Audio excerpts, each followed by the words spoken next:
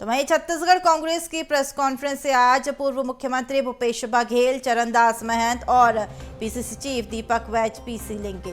राजीव भवन में दोपहर 12:30 बजे पीसी होगी। सदन और सड़क की लड़ाई के बाद नए मुद्दों को लेकर चर्चा होगी।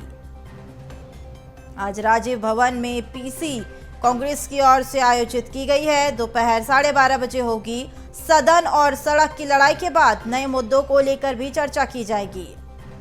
छत्तीसगढ़ कांग्रेस की ये प्रेस कॉन्फ्रेंस का आयोजन किया जा रहा है, जिसमें पूर्व मुख्यमंत्री भूपेश बघेल, चरणदास महंत और दीपक वैज भी शामिल होंगे। राजीव भवन में दोपहर 12:30 बजे पीसी होगी। तो वहीं हमारे साथ इसी पर अधिक जानकारी के लिए रायपुर से संवाददाता अविनाश चंद्रवंशी जुड़ चुके हैं। अविनाश, रायपुर में कांग्रेस की ओर से एक महत्वपूर्ण पीसी का आयोजन किया जा रहा है, क्या कुछ खास रहेगा?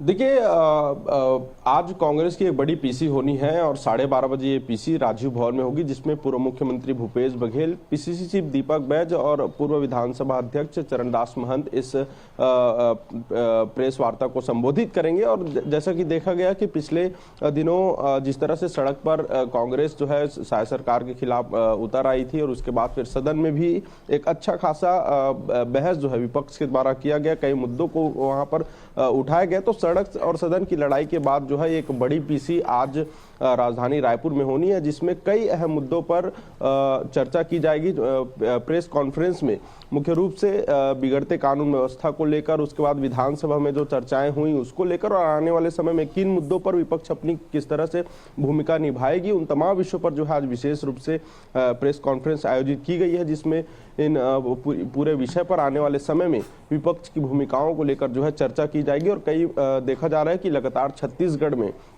7 महीनों में ही विपक्ष जो है पूरे तरीके से मजबूती के साथ सरकार के खिलाफ और जनहित के मुद्दों को उठाते हुए नजर आ रही है। और आने वाले समय में भी कैसे विपक्ष अपनी भूमिका निभाएगी, इन तमाम विषयों पर आज चर्चा होगी। चूंकि पूर्व मुख्यमंत्री भूपेश बघेल, पीसीसी चीफ दीपक वैज भी इस प्रेस कॉन्फ्रेंस में शामिल रहेंगे, तो कहीं ना कहीं कई मायनों में ये प्रेस कॉन्फ्रेंस जो है काफी महत्वपूर्ण माना जा रहा है। जी हाँ, बिल्कुल। साथ ही सदन और सड़क को लेकर जिस तरीके से विधानसभा का घेराव भी किया गया था कांग्रेस की ओर से, और फिलहाल ये पीसी की जा रही है, तो पीसी में किस तरीके के मुद्दों को लेकर चर्चा होगी?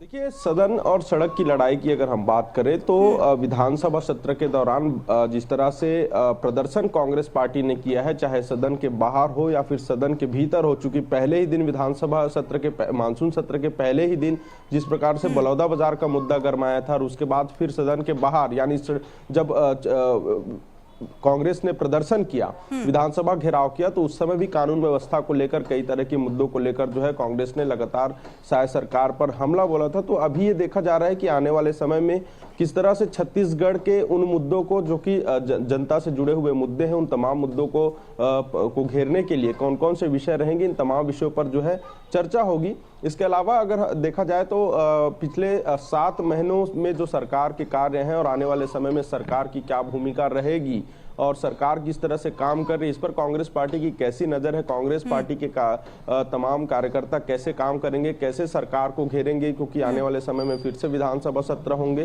तो इससे पहले तमाम तैयारियों को लेकर भी है चर्चा की जाएगी।